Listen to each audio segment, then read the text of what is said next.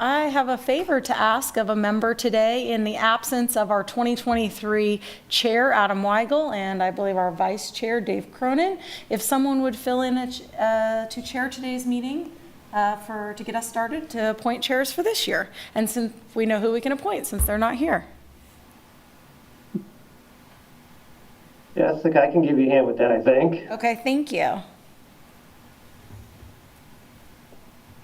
I need to pull up all my other things out of the way here. All right, let me get started on the intro in the meantime. Is that okay? Absolutely, please. Thank you and welcome to today's meeting. We have a few housekeeping items for today's hybrid meeting. Please remember to mute yourself during the meeting when you're not speaking. The chat function for this public meeting is disabled and all chats will directly go to the co-hosts, staff. Unless you're participating, please turn your video off. This allows active media participants to be seen on screen. You'll still be able to hear the meeting and you'll be able to turn on your video when you're participating. The MPO City reserves the right to mute people or turn individual videos off to minimize distractions. I will now proceed to a roll call vote. Crick? Here. Cronin? Not. Oh, he's joined us. I'm here. DeVries? Here. Gentry? Here. Mathis? Here. Rodden has not joined us. Sanford has not joined us. Voigt? Here. And Weigel, who's absent. We have a quorum. So, Dave, what I started to say before you were here as our 2023 vice chair, our chair was Adam, and he's not here today. So if you would be able to do us the kind privilege of facilitating our meeting till we elect a new chair and vice chair. All right, I can do that. Thank you. We've done introductions. Are we ready for public comment? Correct. To receive public comment. So anyone that is in person or online that would like to make public comment? There is no one in person, and no one has indicated by raising their hand or turning their video on that they would like to make public comment. All right, well, that being said, we will move on to C, approve the minutes. So this is the December 5th, 2023 meeting minutes. Assuming everyone's had a chance to look at those, I'll ask for someone to make a motion, if appropriate, to approve those minutes. I will make that motion to approve the December minutes. I'll second that. All right, so we have a motion by Margareta, a second by Chad, and we'll go through and do a roll call vote on this. Crick? Yeah. Aye. Cronin? Aye. DeVries? Aye. Gentry? Aye. Mathis? Aye. Voigt? Aye. Motion carries unanimously 6-0. All right, let's move on to the regular agenda. Item number 1 is the election of chair and vice chair for 2024. All right. Typically, we look for annual appointment of a chair and vice chair to help staff facilitate these meetings. The ask is pretty small. Show up and facilitate the agenda items. Our previous tenure is how we've kind of determined who's done it. We have some new members who've now been here for a while for us, and we're looking for nominations for chair and vice chair.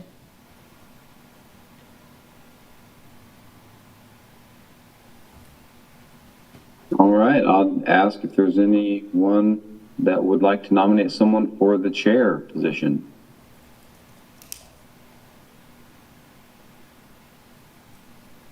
I would nominate Michael to be chair for the upcoming year.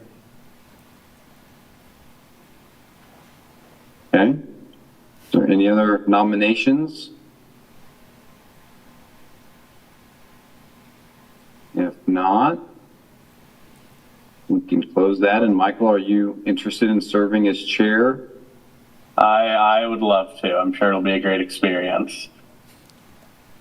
All right. Well, I guess, do we need to vote on the chair, then vice chair, or can we just You move can on do to them, how about you do them together? Okay.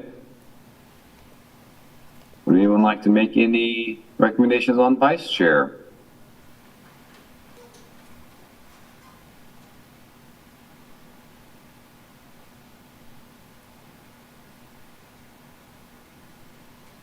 Is anyone interested in serving as vice chair? I would be willing if nobody else wants to. Okay. Well, I would nominate Margaretta for vice chair if there's no other interest. And hearing no other interest, I would ask for, or I would make the motion to nominate Michael Gentry as the chair and Margaretta DeVries as the vice chair for 2024.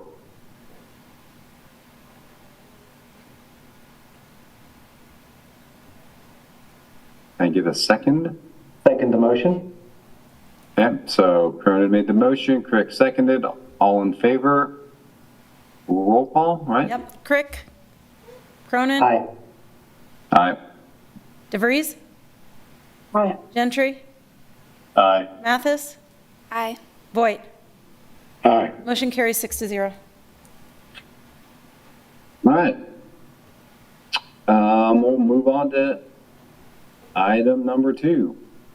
Kansas Open Meeting Act presentation. Great. So I was provided a 40-slide presentation from our legal staff that I am hoping to just be able to highlight for you as our annual reminder about Kansas Open Meetings Act and Kansas Open Records requirements. If we have additional questions or information we need to follow up with, we can do so with our legal staff. But Kansas Open Meetings Act is a law that we must comply with, and it's a cornerstone about public access. And so it requires us to conduct our business in the public eye. And this meeting applies to COMA, and it's when the body is a covered entity. So it applies to us in this group. And obviously today we're having a meeting. It's when we gather or assemble. It's a majority of the membership and for the business or purpose affairs of the body. And so one of the things that applies iterative communication. So we want to make sure that when members are in the physical presence of each other on telephone calls and work sessions and emails, that if there's iterative communication, that's not happening outside of the public eye. That would be with the majority of membership. So for this body, out of 9, that would be 5. And then discussing the business of the body. So if you are voting on something, you'd be talking about the items that you're going to vote on before you have them in front of you to recommend for the thing. And so other times you may gather or do other work as long as it's not the work that's in front of this body in terming for the MPO process. That applies to electronic communications as well, and that can be iterative discussions to chain emails. It also applies to social media and other electronic communications.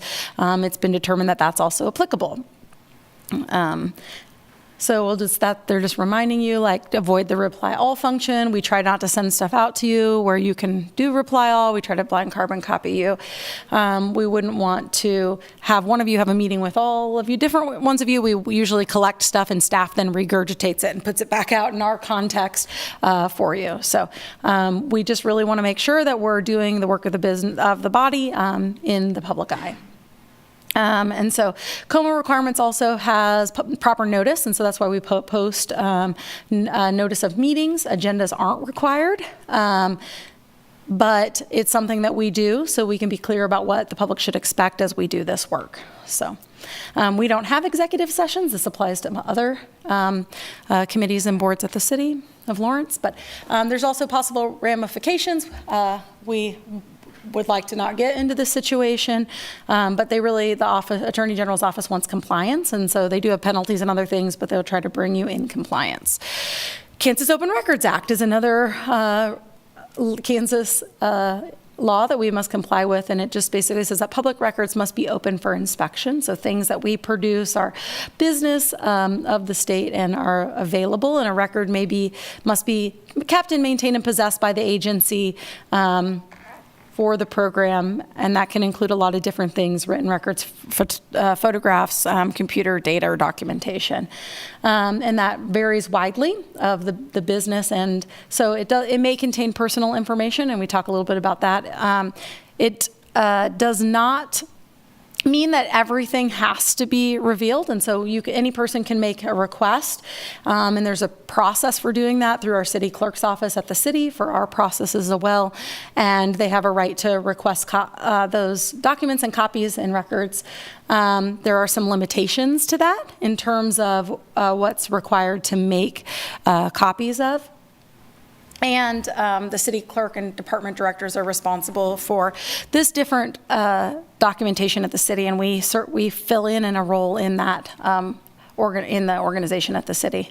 So the clerk's office has options to respond to the request and provide it, or review it before we provide it and let them know how long it's going to take, or deny it with a rationale. Okay, it applies to only records that exist, and that they may be redacted. So there may be reasons why there's a reason to separate or delete material, and that decision is made outside of us as staff, but by supporting staff. They're not allowed to be used to pilfer addresses for marketing and other expectations. There's expectations about public record, and there's violations for intentional ramification. It's for violations of KORA.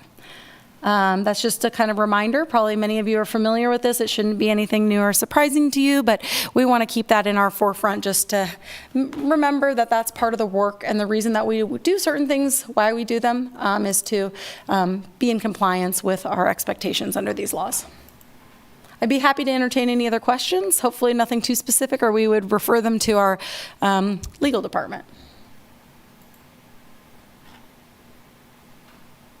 All right, thanks, Jessica, for that overview. Is there any questions on the information Jessica shared? All right. We will move on to item number 3, the 2023 to 2026 Transportation Improvement Program Amendment number 6. Jessica, are you presenting that? Nope, that'd be Cece. Cece? Yes, hello. My name is Cece Riley. I'm a Transportation Planner 2 with the MPO. This is the 6th amendment to the TIP. The TIP implements the Long Range Transportation Plan, T2050. Generally, we amend the TIP quarterly, and this amendment is associated with KDOT, Eudora, and the City of Lawrence interest in changing or adding projects to the TIP. We put this document out for a 15-day public comment period from January 16th to January 31st, and no public comments were received. There were 8 projects being amended in the proposed TIP before you today, 1 from KDOT, 6 from Lawrence, and 1 from Eudora. The amendment requested from KDOT is a change to the fund source for signal improvements at US 24, US 40, US 59 from state to federal. This was a mischaracterization of funds in previous TIPs, now being corrected. When we were doing the annual listing of projects, we noticed that the wrong source was listed, and so we're fixing that now. The amendments requested from the City of Lawrence are ultimately 3 for street reconstruction and 3 bike ped projects. Most are for an increase in cost or changing of years. And then the amendment requested from City of Eudora is for a new TIP. It's a Vision Zero demonstration project at 12th Street in Eudora. TIP number 701 aligns with the previously funded TIP number 700, Safe Streets and Roads for All project. So they're just adding on to that with additional Vision Zero demonstrations. Additional information on these projects can be found in the amendment summary for this TIP, as well as on the screen in front of you, and I would be happy to answer any questions you have.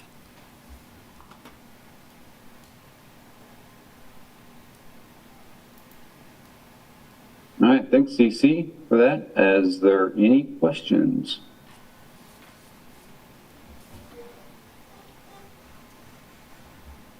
Hearing no questions, I'd entertain a motion.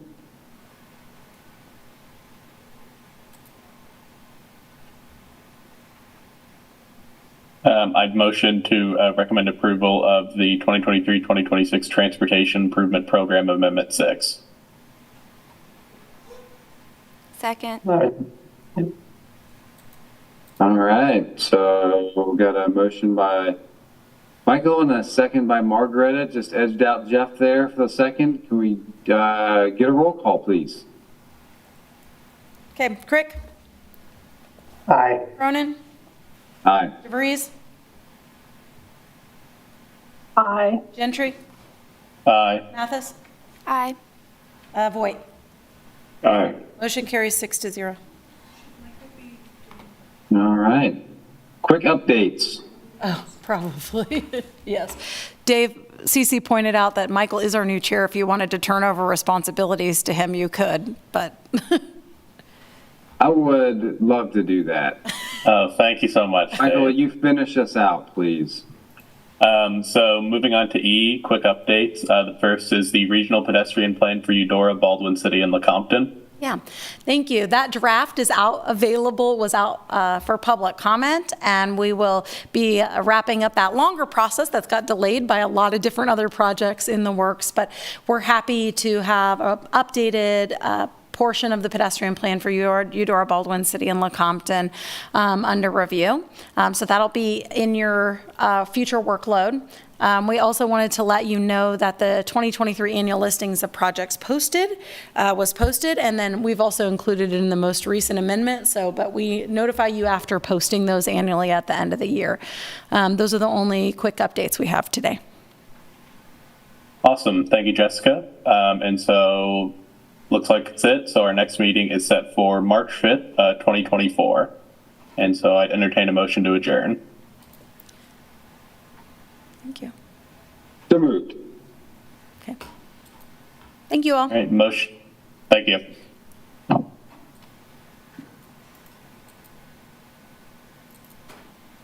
I saw Daniel joined our call today.